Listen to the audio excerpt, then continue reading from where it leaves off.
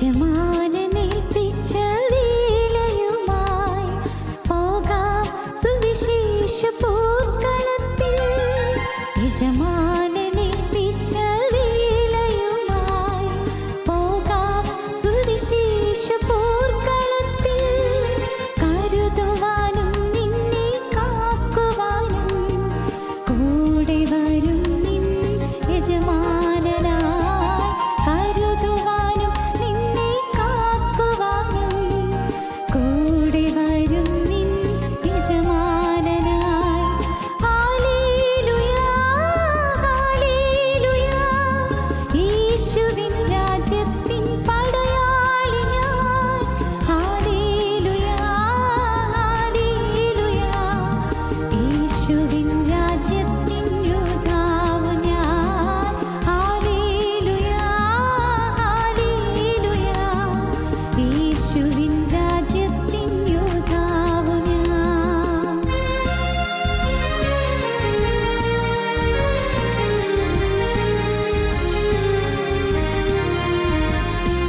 പാടങ്ങൾ നന്നായി വിളഞ്ഞുവല്ലോ നാഥ, കൊയ്തെടുക്കാം നിൻ ആത്മാക്കളെ.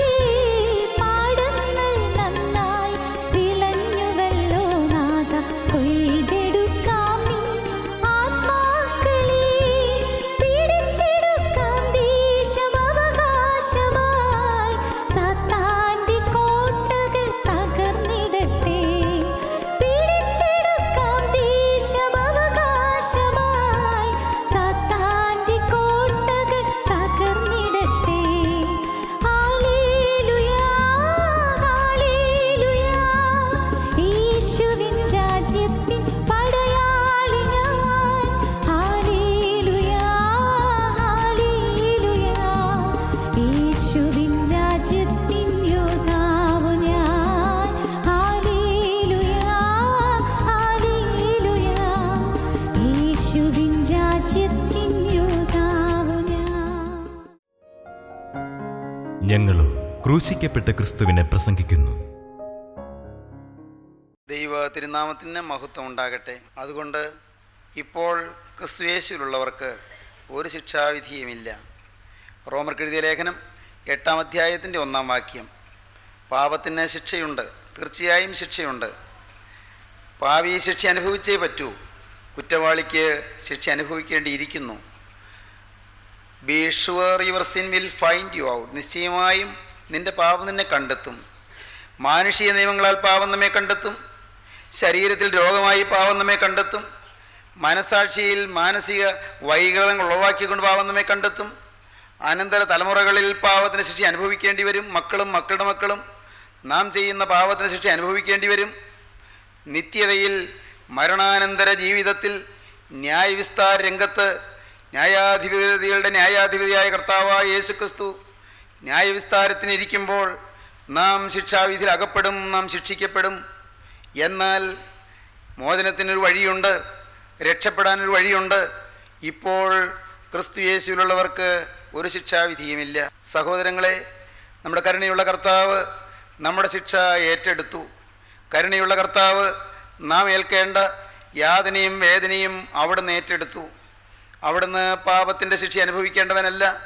നിങ്ങളാര് എന്നെ പാപത്തെക്കുറിച്ച് ബോധം വരുത്തും എന്ന് വെല്ലുവിളിച്ചവനാണ് നമ്മുടെ കർത്താവായ യേശുക്രിസ്തു. പാപം തീണ്ടാത്തവനായ ദൈവപുത്രൻ നിങ്ങളാര് എന്നെ പാപത്തെക്കുറിച്ച് ബോധം വരുത്തുമെന്ന് ചോദിക്കത്തക്കവണ്ണം നല്ല പ്രാഗൽഭ്യത്തോടെ നിഷ്പാപപൂർണനായി ജീവിച്ചവനായ കർത്താവായ യേശുക്രിസ്തു അവിടുന്ന് പാപികളായ നമ്മുടെ പാപഭാരം മുഴുവൻ അവിടുന്ന് ഏറ്റെടുത്തു. അവിടുന്ന് നാം ഏൽക്കേണ്ട ശിക്ഷ വഹിച്ചു, ക്രൂശിൽ മരിച്ചു. നാം പ്രാർത്ഥനകളിൽ അത് ധ്യാനിക്കുന്നുണ്ട്. പിതാക്കന്മാർ ക്യന്ത നമസ്കാരത്തിൽ പ്രാർത്ഥനയിൽ ഇങ്ങനെ ഒരു വലിയ മഹത്തായ ആശയം പ്രതിഫലിപ്പിക്കുന്ന സുന്ദരമായൊരു ഗീതം ചൊല്ലുന്നുണ്ട്. എന്താണെന്നോ, കർത്താവായ യേശുക്രിസ്തു ക്രൂശിക്കപ്പെട്ടതിന് ശേഷം പാതാളത്തിലേക്ക് ഇറങ്ങിച്ചെന്നു. പാതാളത്തിൽ മൃതരായി മരിച്ചവരായി കിടക്കുന്നവരുടെ ഇടയിലേക്ക് കർത്താവായ യേശുക്രിസ്തു കടന്നു ചെന്നു. അവരുടെ ഇടയിൽ യേശുക്രിസ്തു അങ്ങനെ നോക്കി നോക്കി നോക്കി നോക്കി ഒരാളെ തേടി തേടി ചെല്ലുകയാണ്. യേശുക്രിസ്തു ആദാമിനെ കണ്ടെത്തി. മരിച്ച് മൺമറഞ്ഞുപോയ ആദാം അവിടെ പാതാളത്തിൽ കിടക്കുന്നത് യേശു കണ്ടു. ആദാമിനെ വിളിച്ചു, ആദാമിനെ ഉണർത്തി. യേശുക്രിസ്തു മരിച്ചവരുടെ ഇടയിൽ ആദാമിനെ ധൈര്യപ്പെടുത്തിക്കൊണ്ട് പറഞ്ഞു, ഖേദിക്കേണ്ട, നിൻ പാപത്തെയോർത്ത് ഇനിയും നീ ഇനിയും നിൻ്റെ പാപത്തെയോർത്ത് ദുഃഖിക്കേണ്ട. കാരണം നീ കുറ്റം ചെയ്തതിനല്ലോ ഞാൻ കൊണ്ടു അടികൾ. ഏതൻ കനി നീ തിന്നതിനാൽ ഞാൻ കയ്പ് കുടിച്ചു, ഞാൻ കയ്പ് കാടി കുടിച്ചു.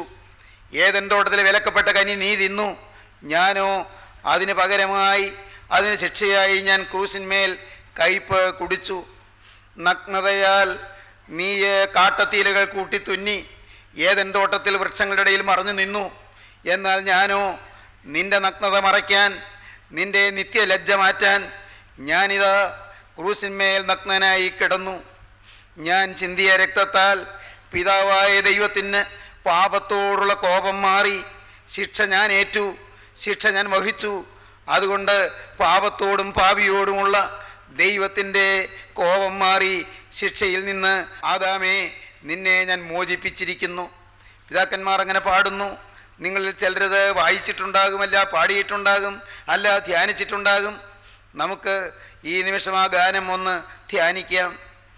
നാഥൻ മൃതരിടയിൽ ഉറപ്പിച്ചാദത്തെ ഖേദിക്കേണ്ട, നിൻ പാപത്തെയോർത്തിനിയും നീ കുറ്റം ചെയ്തതിനല്ലോ ഞാൻ കൊണ്ടടികൾ. ഏതൻ കനി നീ തിന്നതിനാൽ കയ്പും കുടിച്ചേൻ ഞാൻ. നഗ്നതയാൽ നീലകൾ ചാർത്തി, നഗ്നതയോ എന്നെ അവർ തൂക്കി. ഞാൻ ചിന്തിയ രക്തത്താൽ പോയി കോപം താതൻ്റെ. മോദിക്ക വിശുദ്ധ സഭേ നമ്മുടെ നാഥൻ, മൂന്നാം നാളിൽ ജീവിച്ച കബറീന്നെഴുന്നേറ്റാൻ. അല്ലയോ ദൈവജനമേ, നിങ്ങൾ മോദിപ്പീനെന്നാണ്. ദൈവത്തിൻ്റെ വിശുദ്ധ സഭയെ നീ മോദിപ്പീൻ, നീ ആനന്ദിപ്പീൻ. നാഥൻ മൃതരുടെ ഇടയിൽ ആദാമിനെ ഉറപ്പിച്ചു, ഖേദിക്കേണ്ട, നിൻ പാപത്തെയോർത്തിനിയും നീ കുറ്റം ചെയ്തതിനല്ലോ ഞാൻ അടികൾ കൊണ്ടു. ഏതൻ കനി തിന്നതിനാൽ ഞാൻ കയ്പ് കാടി കുടിച്ചു. നഗ്നതയാ നീ ഇലക ചാർത്തി, നഗ്നതയോടെ എന്നെ അവർ ക്രൂശിന്മേൽ തൂക്കി. ഞാൻ ചിന്തിയ രക്തത്താൽ പിതാവിൻ്റെ കോപം, മനുഷ്യനോടുള്ള കോപം മാറി, പാപം ചെയ്തവരോടുള്ള കോപം മാറി. ഖേദിക്കേണ്ട, നിൻ പാപത്തെയോർത്തിനിയും ദൈവജനമേ, ഈ സമയത്ത് നിങ്ങൾ ഓരോരുത്തരും ധ്യാനിപ്പീൻ. നിങ്ങളോട് പറയുന്ന ദൈവത്തിൻ്റെ ശബ്ദം, ഖേദിക്കേണ്ട, നിൻ പാപത്തെയോർത്തിനിയും നീ ഇനിയും നിരാശപ്പെടേണ്ട. പാപം വന്നുപോയല്ലോ, അയ്യോ അരുതാത്തത് എൻ്റെ ജീവിതത്തിൽ സംഭവിച്ചു പോയല്ലോ. ഒരിക്കലും സംഭവിക്കരുതാത്തത് ദൈവസന്നിധിയിൽ ഞാൻ തീരുമാനം എടുത്തിരുന്നത് എൻ്റെ ജീവിതത്തിൽ ലംഘിച്ചിട്ട് പാപം വന്നുപോയല്ലോ. ഒരിക്കലും ഇല്ല എന്ന് ഞാൻ പറഞ്ഞിരുന്നതാണ്. എന്നാൽ ദൈവമേ, ഞാനതാ പാപത്തിൽ ബന്ധിക്കപ്പെട്ടു പോയല്ലോ. സാത്താനെ കുരുക്കിലിട്ടല്ലോ, സാത്താനെ ബന്ധിച്ചു പോയല്ലോ, സാത്താന്റെ സ്വാതന്ത്ര്യം ഹനിച്ചു കളഞ്ഞല്ലോ. എൻ്റെ ദൈവമേ, പാപം എന്നെ ബന്ധിച്ചല്ലോ. ദൈവസന്നിധിയിൽ ദൈവജനമേ, നിങ്ങളിപ്പോൾ നിങ്ങളുടെ അവസ്ഥ മനസ്സിലാക്കി കരയുമെങ്കിൽ, അനുതാപികളിൽ കരുണ കാണിക്കുന്ന ദൈവം, അനുദപിക്കുന്ന പാപികളെ കൈക്കൊള്ളുന്ന ദൈവം, അനുദപിക്കുന്ന പാപികൾക്ക് മോചനം തരുന്ന ദൈവം, ആനന്ദ ഐശ്വര്യം എഴുന്ന മാസങ്ങളും അബ്ദങ്ങളും തരുന്ന ദൈവം ഇന്ന് ഈ വാക്കുകൾ നിങ്ങൾ കേൾക്കുമ്പോൾ നിങ്ങൾക്ക് സൗഖ്യം തരും, നിങ്ങൾക്ക് പാപമോചനം തരും, നിങ്ങൾക്ക് പാപത്തിൽ നിന്ന് സ്വാതന്ത്ര്യം തരും. പരിശുദ്ധാത്മാവിൻ്റെ അത്ഭുത കൃപ നിങ്ങളുടെ മേൽ പറന്നിറങ്ങും. പ്രിയപ്പെട്ടവരെ, പരിശുദ്ധാത്മാവാകുന്ന വെള്ളപ്രാവ് ഇപ്പോൾ ഇതാ വട്ടമിട്ട് പറന്നുകൊണ്ട് നിങ്ങളുടെ തലയ്ക്ക് വീതേ ചുറ്റി ചുറ്റി പറന്നുകൊണ്ടിരിക്കുകയാണ്. ആ പരിശുദ്ധാത്മാവിന്റെ പ്രാവ് നിങ്ങളുടെ തലമേലൊന്ന് പറന്നിരിക്കട്ടെ. മകനെ, നിന്റെ തലമേൽ ഈ വെള്ളപ്രാവ് ഒന്നിരിക്കട്ടെ. ആ വെള്ളപ്രാവിനിരിക്കാൻ നിന്റെ തലയിൽ നീ ഇടം കൊടുക്കൂ. ദൈവ പൈതലേ, നിന്റെ തലമേൽ, നിന്റെ ശിരസിന്മേൽ ഈ പ്രാവ് ഇരുന്നിട്ട് പരിശുദ്ധാത്മാവാകുന്ന ആ വെള്ളപ്രാവ് നിന്റെ തലച്ചോറിലൂടെ ചൂഴ്ന്നിറങ്ങി നിന്റെ ചങ്കിലേക്ക് ഇറങ്ങി ചങ്കിൽ ആവസിക്കട്ടെ. നിന്റെ മേൽ പരിശുദ്ധാത്മാവ് പൊരിഞ്ഞി ആവസിക്കട്ടെ.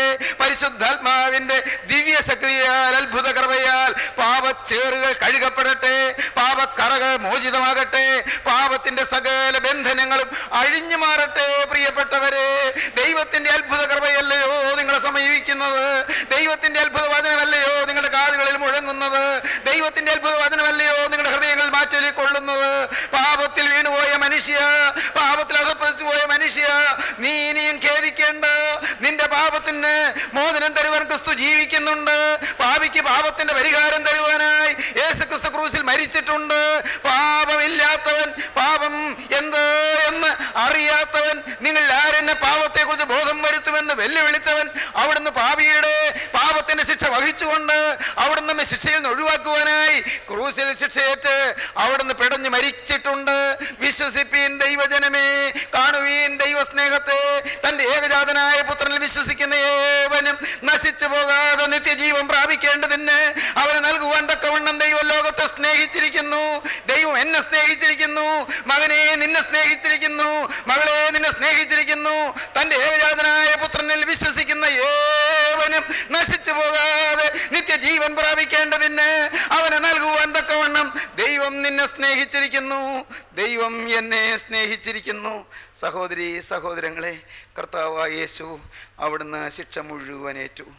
യേശുവിനെ ഒറ്റിക്കൊടുത്ത യൂദ പറഞ്ഞു, ഘാതകനായ യൂദ പറഞ്ഞു, ഞാൻ കുറ്റമില്ലാത്ത രക്തത്തെ ഒറ്റിക്കൊടുത്തതിനാൽ ഞാൻ പാപം ചെയ്യും. ലോകത്തിലെ മഹാന്മാരെ വധിച്ച, അവരെ മരണത്തിന് ഏൽപ്പിച്ച ഘാതകന്മാർക്കെല്ലാം അവരിൽ കുറ്റം പറയാനുണ്ട്. നിങ്ങൾ കേട്ടിട്ടുണ്ടോ? മഹാത്മജിയെ വധിച്ച ഗോഡ്സെ മഹാത്മജിയെക്കുറിച്ച് ചില തെറ്റുകളെങ്കിലും പറഞ്ഞുകൊണ്ടാണ് കൊന്നത്. ജോൺ എഫ് കെന്നഡിയെ വധിച്ച ഓസ്വാൾഡ് ജോൺ എഫ് കെന്നഡിയെക്കുറിച്ച് ചില തെറ്റുകളെങ്കിലും പറഞ്ഞിട്ടുണ്ട്. എബ്രഹാം ലിങ്കണെ വധിച്ച ബൂത്ത് എബ്രഹാം ലിങ്കണെക്കുറിച്ച് ചില തെറ്റുകളെങ്കിലും പറഞ്ഞിട്ടുണ്ട്. യേശുക്രിസ്തുവിനെ വധിക്കുന്നതിന് ഒറ്റിക്കൊടുത്ത യൂദ പറഞ്ഞു, ഞാൻ കുറ്റമില്ലാത്ത രക്തത്തെ ഒറ്റിക്കൊടുത്തതിനാൽ ഞാൻ പാപം ചെയ്തു. പ്രിയപ്പെട്ടവരെ, യേശുക്രിസ്തു പാപമില്ലാത്തവനാണ്. യേശുക്രിസ്തുവിനെ ക്രൂശിച്ച ശതാധിപൻ പറഞ്ഞു, യോ നീതിമാനായിരുന്നു സത്യം, ഈ മനുഷ്യൻ നീതിമാനായിരുന്നു സത്യം. യേശുക്രിസ്തുവിനോട് കൂടെ ക്രൂശിക്കപ്പെട്ട കള്ളൻ പറഞ്ഞു, നാമോ ന്യായമായ ശിക്ഷ അനുഭവിക്കുന്നു, ഇവനോ അരുതാത്തതൊന്നും ചെയ്തിട്ടില്ല.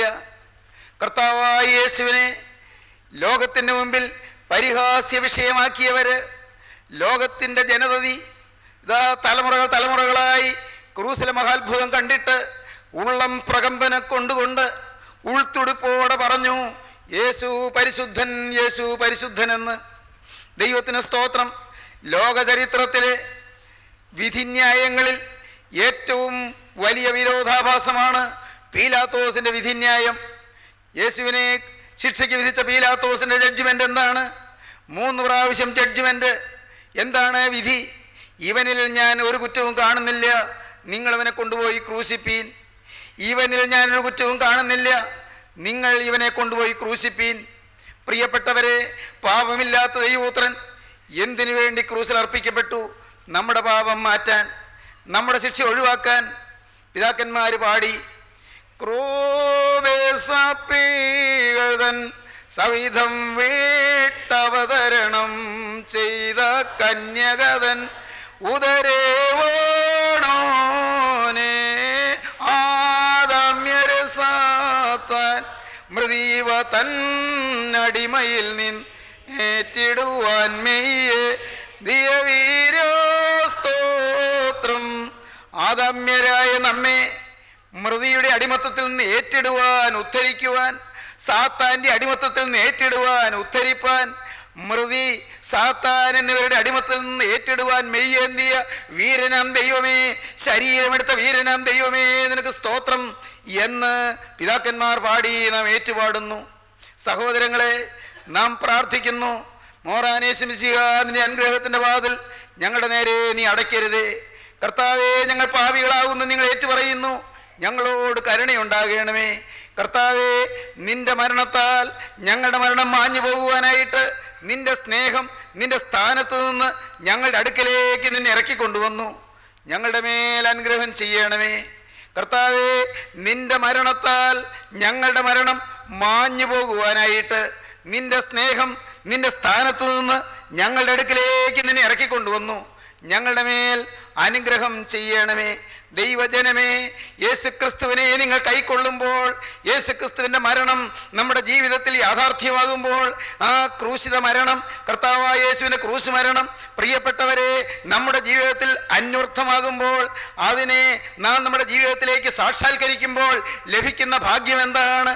നമ്മുടെ പഴയ മനുഷ്യൻ ക്രൂശിക്കപ്പെടുകയാണ്, പഴയ സ്വഭാവങ്ങൾ ക്രൂശിക്കപ്പെടുകയാണ്, പഴയ ജഡപ്രകൃതി ക്രൂശിക്കപ്പെടുകയാണ്, പഴയ കോപവും പഴയ കലഹവും ക്രൂശിക്കപ്പെടുകയാണ്, പഴയ മദ്യപാനവും പഴയ വേശ്യാസംഗവും പഴയ ബലാത്സംഗങ്ങളും പഴയ മനപ്പീഡകളും അതെല്ലാം ക്രൂശിക്കപ്പെടുകയാണ്. പ്രിയപ്പെട്ടവരെ, പഴയ കൊള്ളകളും പഴയ കവർച്ചകളും പല ക്രൂരപ്രവൃത്തികളും എല്ലാം ക്രൂശിക്കപ്പെടുകയാണ്, എല്ലാം ക്രൂശിൽ അർപ്പണം ചെയ്യപ്പെടുകയാണ്. എന്നിട്ടോ കർത്താവായ യേശുക്രിസ്തു ഉയർത്തെഴുന്നേറ്റതുപോലെ നാമും ഉയർത്തെഴുന്നേൽപ്പിൻ ജീവൻ അനുഭവിക്കുകയാണ് ചെയ്യുന്നത്. സഹോദരങ്ങളെ, അതാണ് ജീവനുള്ള ദൈവത്തിന്റെ തിരുവചനം പറയുന്നത്. എന്താണ് പറയുന്നത്? അപ്പോസ്തലനായ പൗലോസ് റോമർക്ക് എഴുതിയ ലേഖനം 6-ാം അധ്യായത്തിൽ 17-ാം വാക്യം മുതൽ ഇപ്രകാരം നാം കാണുന്നു: ഒന്നുകിൽ മരണത്തിനായി പാപത്തിന്റെ ദാസന്മാർ, അല്ലെങ്കിൽ നീതിക്കായി അനുസരണത്തിന്റെ ദാസന്മാർ തന്നെ. എന്നാൽ നിങ്ങൾ പാപത്തിന്റെ ദാസന്മാർ ആയിരുന്നുവെങ്കിലും നിങ്ങളെ പഠിപ്പിച്ച ഉപദേശ രൂപത്തെ ഹൃദയപൂർവ്വം അനുസരിച്ച് പാപത്തിൽ നിന്ന് സ്വാതന്ത്ര്യം ലഭിച്ച് നീതിക്ക് ദാസന്മാരായി തീർന്നതുകൊണ്ട് ദൈവത്തിന് സ്തോത്രം.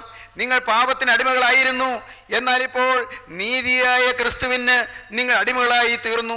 ഇതുവരെയും പാപത്തിന് അടിമകളായിരുന്നു, എന്നാൽ ഇപ്പോൾ മുതൽ നിങ്ങൾ ക്രിസ്തുവിന് അടിമകളായി തീരുകയാണ്. സഹോദരങ്ങളെ, അതൊരു മധുരതരമായ അടിമത്വമാണ്, അത് വളരെ സന്തോഷകരമായൊരു അടിമത്വമാണ്, അത് വളരെ ഹൃദ്യമായൊരു അടിമത്വമാണ്. യേശുവിൻ്റെ അടിമയായി തീരുക. ദൈവത്തിൻ്റെ വലിയ നാമം മഹത്വപ്പെടട്ടെ. എൻ്റെ സഹോദരങ്ങളെ, ഞാൻ കേട്ടിട്ടുണ്ട് മനോഹരമായ ഒരു കഥ.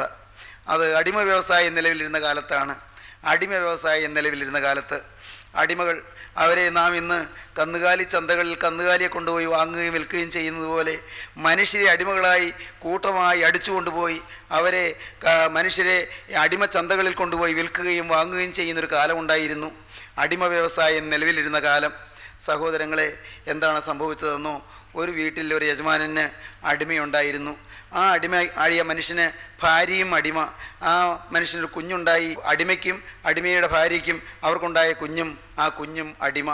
അങ്ങനെ 3 അടിമകൾ ആ വീട്ടിലുണ്ടായിരുന്നു. യജമാനായ മനുഷ്യൻ അദ്ദേഹം തീരുമാനിച്ചു ഈ അടിമകളെ ഒന്ന് വിൽക്കണമെന്ന്. എന്തുകൊണ്ടോ അദ്ദേഹത്തിന് അങ്ങനെ തോന്നി. ഈ അടിമകളെ വിൽക്കാൻ തീരുമാനിച്ചു. ഇവർക്ക് വലിയ സങ്കടമായി. ഈ അടിമകൾ ഇത്രയും നാൾ അപ്പനും അമ്മയ്ക്കും മോനും ഒരുമിച്ച് വീട്ടിൽ കഴിയാം. അടിമയാണെങ്കിലും കൂലിയൊന്നും ഇല്ലെങ്കിലും എന്തെങ്കിലുമൊക്കെ കഴിച്ചാണെങ്കിലും തമ്മിൽ കാണാമല്ലോ, മിണ്ടാമല്ലോ, സ്നേഹത്തോടെ വസിക്കാമല്ലോ, ഒരു സന്തോഷമുണ്ടായിരുന്നു. പക്ഷേ അവരെ വിൽക്കാൻ പോവുകയാണ്. അവരെ വിൽക്കാനായി ചന്തയിൽ കൊണ്ടുപോയി. ഇവർ 3 പേരും കരഞ്ഞുകൊണ്ട് നിൽക്കുകയാണ്. പലർക്കും സഹതാപം തോന്നി. 3 പേരും, ഭർത്താവും കരയുന്നു, ഭാര്യയും കരയുന്നു, മോനും കരയുന്നു. ഏതാനും സമയത്തിനകം പിരിയും. ഓരോരുത്തർ വാങ്ങിക്കൊണ്ട് പോകും. ഒരാൾ തന്നെ എല്ലാവരെയും വാങ്ങുമെന്ന് പ്രതീക്ഷിക്കാൻ ഒക്കുകയില്ലല്ലോ. ഇനി കാണുമോ ഈ ആയുസിൽ? ഇനി തമ്മിലൊന്ന് കാണുമോ? ഒന്ന് മിണ്ടാനൊക്കുമോ? അവർ അതിസങ്കടത്തോടെ ഏങ്ങലടിച്ച് വിതുമ്പി കരഞ്ഞുകൊണ്ട് നിൽക്കുകയാണ്. അപ്പോൾ ഒരു മനുഷ്യൻ വന്നു, വില ചോദിച്ചു. ഈ അപ്പന്, ഈ പുരുഷന് വില ചോദിച്ചു, അടിമയ്ക്ക് വില ചോദിച്ചു. ഇത്ര രൂപ വേണം. കൊടുത്തു. അയാൾ അടിമയെ വാങ്ങിക്കൊണ്ടുപോയി. അയ്യോ, കൂട്ടക്കരച്ചിൽ. ഭാര്യയെയും മകനെയും പിരിഞ്ഞു പോകാൻ ആ അടിമയ്ക്ക് സങ്കടം. പക്ഷേ വില കൊടുത്ത് വാങ്ങിയവൻ്റെ കൂടെ പോകണ്ടേ? അതിസങ്കടത്തോടെ കരഞ്ഞുകൊണ്ട് വീണ്ടും പുറകോട്ട് നോക്കി തിരിഞ്ഞ് കരഞ്ഞുകൊണ്ട് കണ്ണീര് തുടച്ചുകൊണ്ട് അയാൾ ഇങ്ങനെ പോവുകയാണ്. അപ്പം കഴിഞ്ഞു. വേറൊരാൾ വന്ന് ഈ സ്ത്രീക്ക് വില പറഞ്ഞു, ഭാര്യയ്ക്ക്. അവൾക്കും നല്ലൊരു വില പറഞ്ഞു. ആ വില അയാൾ കൊടുത്തു. ആ സ്ത്രീയെ കൊണ്ടുപോവുകയാണ്. ഭർത്താവിനെയും പിരിഞ്ഞു, മോനെയും പിരിഞ്ഞു. ഏങ്ങലടിച്ചുകൊണ്ട് പാവം കണ്ണീര് തുടച്ചുകൊണ്ട് ഇങ്ങനെ വേച്ച് പ്രാഞ്ചി ആ യജമാൻ്റെ കൂടെ അവളും പോയി. പിന്നെ വേറൊരാൾ ഈ മോനെയും വാങ്ങിച്ചു. മോനും അത് സങ്കടം സഹിക്കവയ്യ. ഇനി ആയുസിൽ അപ്പനെ കാണുമോ അമ്മയെ കാണുമോ? അതിവേദന. ഈ 3 പേരും ഇങ്ങനെ കരഞ്ഞുകൊണ്ട് ഓരോരുത്തരുടെ കൂടെ പോകുന്നത് കണ്ടുകൊണ്ട് ഒരു മനുഷ്യൻ അവിടെ നിൽപ്പുണ്ടായിരുന്നു. ആ മനുഷ്യൻ നല്ലൊരു മനുഷ്യനായിരുന്നു. അയാൾക്കൊരു സഹതാപം തോന്നി. അയാൾ ഈ അപ്പനെ വാങ്ങിക്കൊണ്ട് പോകുന്ന ആളോട് ചോദിച്ചു, എന്നാ തരണോ ഇതിന്? ഇത് ഞാൻ കൊടുക്കാൻ വാങ്ങിയതല്ലല്ലോ. അല്ല, ഞാൻ അതിന് വില തരാം, നിങ്ങൾ പറയുന്ന വില തരാം. വലിയൊരു വില പറഞ്ഞു, നല്ലൊരു ലാഭം കിട്ടുന്ന വില. അത് കൊടുത്തു. ആ അടിമയെ വാങ്ങി. ഈ ഭാര്യയെ കൊണ്ടുപോകുന്ന ആളുടെ അടുക്കൽ ചെന്നു. നിങ്ങൾക്ക് എന്നാ വില തരണം? വലിയൊരു വില പറഞ്ഞു. ആ വില കൊടുത്ത ആ അടിമയെയും വാങ്ങി. അല്പനേരം കൊണ്ട് വലിയൊരു ലാഭം കിട്ടിയില്ലേ? അയാൾ ആ ഭാര്യയെയും വിറ്റു. ഈ മനുഷ്യൻ തന്നെ മോനെ വാങ്ങിക്കൊണ്ടുവന്ന ആളുകൾക്ക് വലിയ വില കൊടുത്ത് മോനെയും വാങ്ങി. ഇപ്പോൾ വീണ്ടും സന്തോഷമായി. അപ്പനും അമ്മയ്ക്കും മോനും ഒരുമിച്ച് ഒരു യജമാൻ്റെ കൂടെ താമസിക്കാമല്ലോ, ഒരുമിച്ച് കാണാമല്ലോ. വലിയ സന്തോഷമായി. പുഞ്ചിരിയോടെ അവരിങ്ങനെ യജമാൻ്റെ കൂടെ നടക്കുകയാണ്. കുറച്ചങ്ങോട്ട് ചന്തയിൽ നിന്ന് മാറുന്നതിന് മുൻപ് ഇദ്ദേഹം അവിടെ തടഞ്ഞു നിർത്തി. നിൽക്ക്, ഒരു കാര്യം പറയട്ടെ. ഈ യജമാനൻ പറഞ്ഞു, നിങ്ങളെ 3 പേരെയും ഞാൻ വിലയ്ക്ക് വാങ്ങിയില്ലേ? എനിക്ക് നിങ്ങളോട് സഹതാപം തോന്നിയത് കൊണ്ടാണ്, നിങ്ങളോട് സ്നേഹം തോന്നിയത് കൊണ്ടാണ് ഞാനൊരു കാര്യം നിങ്ങളോട് പറയട്ടെ. നിങ്ങൾക്ക് 3 പേർക്കും വേണ്ടി ഉള്ള വില ഞാൻ കൊടുത്തല്ലോ. ഇപ്പോൾ ഞാൻ നിങ്ങൾക്ക് സ്വാതന്ത്ര്യം തരികയാണ്. ഇനി നിങ്ങൾ ഇനിമേൽ അടിമകളല്ല. നിങ്ങൾക്ക് സ്വതന്ത്രമായി പോകാം. നിങ്ങൾക്ക് സ്വാതന്ത്ര്യമായി എവിടെ വേണമെങ്കിലും ജീവിക്കാം. നിങ്ങൾക്ക് എവിടെ വേണമെങ്കിലും ജോലി ചെയ്യാം. എൻ്റെ വീട്ടിലേക്ക് വരണമെന്നില്ല. എൻ്റെ വീട്ടിൽ വേല ചെയ്യണമെന്നില്ല. എൻ്റെ കീഴിൽ നിങ്ങൾ ദാസ്യവൃത്തി ചെയ്യണമെന്നില്ല. നിങ്ങൾക്ക് സ്വാതന്ത്ര്യത്തോടെ എവിടെ വേണമെങ്കിലും പോക്കോ. നിങ്ങൾക്ക് ഞാൻ പൂർണ്ണ സ്വാതന്ത്ര്യം തന്നിരിക്കുന്നു. ഇനി നിങ്ങളുടെ മേൽ വേറെ ആർക്കും അവകാശമില്ല. ഞാൻ നിങ്ങൾക്കുള്ള വില കൊടുത്തു കഴിഞ്ഞു. നിങ്ങൾക്ക് ഞാനിതാ പൂർണ്ണ സ്വാതന്ത്ര്യം തന്നിരിക്കുന്നു, പൊയ്ക്കോളൂ. അയ്യോ പ്രിയപ്പെട്ടവരെ, പെട്ടെന്നൊരു പൊട്ടിക്കരച്ചിൽ. അവർ പറഞ്ഞു, ഞങ്ങളെ പറഞ്ഞു വിടല്ലേ, ഞങ്ങൾക്ക് വേറെ എങ്ങും പോകണ്ട. ഞങ്ങൾക്ക് അങ്ങയുടെ അടിമകളായി ഇരിക്കുന്നതായി ഇഷ്ടം. ഞങ്ങൾക്കതാണ് പ്രമോദം. അങ്ങയുടെ അടിമകളായി, അങ്ങ് ഇത്രയും സ്നേഹവാനായ ഒരു യജമാനൻ്റെ, ഇത്രയും മനോഗുണമുള്ള ഒരു യജമാനൻ്റെ അടിമയായി ഇരിക്കുന്നതാണ് ഞങ്ങൾക്ക് സുഖം. ഞങ്ങൾ അവിടെ അടിമകളായി തന്നെ ഇരുന്നു കൊള്ളാം. ഞങ്ങളെ പറഞ്ഞയക്കല്ലേ. ദൈവത്തിൻ്റെ വലിയ നാമം മഹത്വപ്പെടട്ടെ. നിങ്ങൾക്ക് അർത്ഥം മനസ്സിലായോ? യേശു തമ്പുരാൻ ചെയ്തതാണ്. നമ്മുടെ വില, തൻ്റെ ദിവ്യ ജീവൻ അവിടുന്ന് കാഴ്ചവെച്ചു, അവിടുന്ന് ക്രൂസിലർപ്പിച്ചു. നമ്മെ പിശാചിൻ്റെ കയ്യിൽ നിന്ന് വില കൊടുത്ത് വാങ്ങി, തൻ്റെ തിരക്തം കൊടുത്ത് വില കൊടുത്ത് വാങ്ങി, തിരക്തമാകുന്ന വില കൊടുത്ത് വാങ്ങി, ദിവ്യജീവനാകുന്ന വില കൊടുത്ത് വാങ്ങി. എന്നിട്ട് കർത്താവ് പറഞ്ഞു, നിങ്ങൾ ഞാൻ ബലബന്ധം ചെയ്യുന്നില്ല. നിങ്ങൾക്ക് ഞാൻ പൂർണ്ണ സ്വാതന്ത്ര്യം തന്നിരിക്കുകയാണ്. നിങ്ങൾക്ക് എങ്ങനെ വേണമെങ്കിലും ജീവിക്കാം, പൂർണ്ണ സ്വാതന്ത്ര്യം. നിങ്ങൾ വിശേഷ ബുദ്ധിയുള്ള മനുഷ്യർ, നിങ്ങൾക്ക് പൂർണ്ണ സ്വാതന്ത്ര്യത്തോടെ പോകാം. എൻ്റെ ദൈവമേ, കരുണയുള്ള കർത്താവ് നമുക്ക് സ്വാതന്ത്ര്യം തന്നു. ദൈവത്തിന് സ്തോത്രം. നാം എന്ത് പറയും? കർത്താവേ, ഞങ്ങൾക്ക് വേറെ എങ്ങും പോകണ്ട. ഇത്രയും നല്ല യജമാനൻ്റെ അടിമയായി, കൂലി ചിന്തിക്കാത്ത അടിമയായി, യജമാനൻ വല്ലതും തരുമോ എന്ന് നോക്കാത്ത അടിമയായി ഞങ്ങൾ ചേർന്ന് നിന്നുകൊള്ളാം. ഞങ്ങൾ അവിടുത്തെ കൂടെ ജീവിച്ചു കൊള്ളാം. ഞങ്ങൾക്കെന്നും ഈ സ്നേഹവാനായ യജമാനൻ്റെ ഓമന മുഖം കണ്ടുകൊണ്ടിരുന്നാൽ മതി. ആ സ്നേഹം നിറഞ്ഞ മുഖം ഞങ്ങൾ കണ്ടുകൊണ്ടിരുന്നാൽ മതി. ആ സ്നേഹോഷ്മളമായ വാക്കുകൾ ഞങ്ങൾക്ക് കേട്ടുകൊണ്ടിരുന്നാൽ മതി. ആ നല്ല ശബ്ദം കേട്ട് ഞങ്ങളുടെ ദിനരാത്രങ്ങൾ കുളിർപ്പിച്ചാൽ മതി. ദൈവമക്കളെ, നിങ്ങൾക്ക് തോന്നുന്നുണ്ടോ ഈ യേശുവിൻ്റെ സ്നേഹത്തിൻ്റെ അടിമത്വത്തിൽ വരുന്നത് നല്ലതാണെന്ന്? സഹോദരങ്ങളെ, 17-ാമത്തെ വയസ്സിൽ ഈ പാവപ്പെട്ട മനുഷ്യൻ്റെ ജീവിതം യേശുവിൻ്റെ അടിമത്വത്തിലേക്ക് ഏൽപ്പിച്ചു കൊടുത്തതാണ്. യേശുവിൻ്റെ അടിമയാകാൻ ഈ ജീവിതം വിട്ടുകൊടുത്തതാണ്. നിങ്ങൾക്ക് ആർക്കെങ്കിലും ഇപ്പോൾ നിങ്ങളുടെ ജീവിതം യേശുവിന് കൊടുക്കണമെന്ന് തോന്നുന്നുണ്ടോ? നിങ്ങളുടെ ആയുസ് യേശുവിന് കൊടുക്കണമെന്ന് തോന്നുന്നുണ്ടോ? നിങ്ങളുടെ തകർന്നു പോയ ജീവിതം, പാപം ബന്ധിച്ചു കളഞ്ഞ ജീവിതം, ശത്രുവായ പിശാച് ബന്ധിച്ചു കളഞ്ഞ ജീവിതം, പൈശാചിക ശക്തി ഹിംസിച്ചു കളഞ്ഞ ജീവിതം, ദുഷ്ടനായ സാത്താൻ പന്താടിയ ജീവിതം ഉടയവന്റെ കരങ്ങളിലേക്ക് കൊടുക്കാൻ നിങ്ങൾക്ക് തോന്നുന്നുണ്ടോ? രാജാധിരാജന്റെ അരിമ കരങ്ങളിലേക്ക് നിങ്ങളുടെ ഭാവി ഏൽപ്പിച്ചു കൊടുക്കാൻ നിങ്ങൾക്ക് തോന്നുന്നുണ്ടോ? വിശ്വസിക്കാൻ കൊള്ളാകുന്നവനെന്ന് തോന്നുന്നെങ്കിൽ, പിറകെ പോകാൻ യോഗ്യനെന്ന് നിങ്ങൾക്ക് തോന്നുന്നെങ്കിൽ, അവന്റെ പിറകെ പോയി അവന്റെ അടിമത്തത്തിൽ കഴിയുന്നത് ഭാഗ്യമാണ് നിങ്ങൾക്ക് തോന്നുന്നെങ്കിൽ, പ്രിയപ്പെട്ടവരെ, ഏൽപ്പിച്ചു കൊടുക്കാം. ആർക്കെല്ലാം ഇപ്പോൾ യേശുവിന്റെ കരങ്ങളിലേക്ക് ഏൽപ്പിച്ചു കൊടുക്കാം. ഒന്ന് ഞാൻ പറയാം, പ്രിയപ്പെട്ടവരെ, കൊടുത്താൽ നഷ്ടമല്ല. അവന്റെ കരങ്ങളിലേക്ക് കൊടുത്താൽ നഷ്ടമല്ല മകനെ. യേശുവിനെ ഏൽപ്പിച്ചാൽ മകളെ നഷ്ടമല്ല. നിനക്കൊന്നും നഷ്ടപ്പെടാൻ പോകുന്നില്ല. നിന്റെ പാപം മാത്രമേ നഷ്ടപ്പെടുകയുള്ളൂ.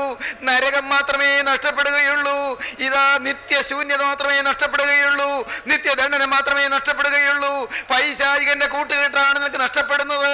നിനക്ക് കിട്ടുന്നതോ സ്വർഗീയ സേനകളുടെ സഹിത്വം കിട്ടും, വിശുദ്ധന്മാരുടെ സംസർഗം കിട്ടും, ജീവനുള്ള ക്രിസ്തുവിന്റെ സാന്നിധ്യം കിട്ടും, പരിശുദ്ധാത്മാവിന്റെ നിറവ് കിട്ടും, ആത്മാവിന്റെ അഭിഷേകം കിട്ടും, പരിശുദ്ധാത്മാവിന്റെ തേജസ് കിട്ടും, പരിശുദ്ധാത്മാവ് നൽകുന്ന രോഗസൗഖ്യം കിട്ടും, പരിശുദ്ധാത്മാവ് തരുന്ന പാപവിമോചനം കിട്ടും, പരിശുദ്ധാത്മാവ് തരുന്ന സ്വാതന്ത്ര്യം കിട്ടും. ഇന്ന് ഈ വാക്കുകൾ നിങ്ങൾ കേൾക്കുമ്പോൾ ആർക്കെല്ലാം യേശുവിനെ വേണം, യേശുവിന്റെ ആണിപ്പാടുള്ള കരങ്ങളിലേക്ക് ആരെല്ലാം ഇപ്പോൾ തങ്ങളെ തന്നെ ഏൽപ്പിച്ചു കൊടുക്കുന്നുണ്ട്? യേശു ഇത് കരം നീട്ടി നിൽക്കുന്നു. ആ തൃക്കരങ്ങളെ നിങ്ങളൊന്ന് കാണൂ. ആ ആണിപ്പാടുള്ള കരങ്ങളെ നിങ്ങളൊന്ന് നോക്കൂ. നിങ്ങൾ ശ്രദ്ധിച്ചു നോക്കൂ. ശ്രദ്ധിച്ചു നോക്കിയാൽ നിങ്ങളുടെ ചങ്ക് തകരും. പ്രിയപ്പെട്ടവരെ, നിങ്ങളുടെ മുൻപിൽ യേശുവിനെ തൃക്കരം നീട്ടിയിരിക്കുകയാണ്. മകനെ, നിന്റെ ഹൃദയം എനിക്ക് തരിക, എൻ്റെ മകളെ, നിന്റെ ഹൃദയം എനിക്ക് തരിക എന്ന് കെഞ്ചിക്കൊണ്ട് നിങ്ങളുടെ അരികത്ത് നിൽക്കുന്ന ക്രിസ്തുവിനെ നിങ്ങൾ വെറും കൈയായി പറഞ്ഞു വിടല്ല പ്രിയരെ. അവൻ നിങ്ങളുടെ അരികത്ത് നിൽക്കുന്നു. അവൻ യാതൊരു പോലെ കെഞ്ചുന്ന ഈ സമയത്ത് അവനെ നിങ്ങൾ വിട്ടുകളയല്ലേ. നാഥ, ഇന്നു മുതൽ ഞാൻ നിന്റെ അടിമ. യേശുവേ, ഇന്നു മുതൽ ഞാൻ നിന്റെ അടിമ. എനിക്ക് ആ മധുരതരമായ സ്വാതന്ത്ര്യം, ആ മധുരതരമായ അടിമത്വം, അതാണ് എനിക്ക് വേണ്ടത്. ദൈവമേ, നിന്റെ അടിമയായിരിക്കുന്നത് അത് ശ്രേഷ്ഠ ശ്രേഷ്ഠമായ സ്വാതന്ത്ര്യമാണ്. അത് കൂച്ചുവിലങ്ങല്ല, അത് നിയന്ത്രണങ്ങളല്ല. അത് എൻ്റെ ജീവിതത്തിൽ നീ തരുന്ന നന്മകളാണ്. എന്നെ നയിക്കാൻ ഒരുവൻ, എന്നെ നടത്താൻ ഒരുവൻ, എന്നെ ഭരിക്കാൻ ഒരുവൻ, എന്നെ ശാസിക്കാൻ ഒരുവൻ, എനിക്ക് ശിക്ഷണം തരാൻ ഒരുവൻ, എന്നെ നടത്തിക്കൊണ്ടുപോകാൻ ഒരുവൻ.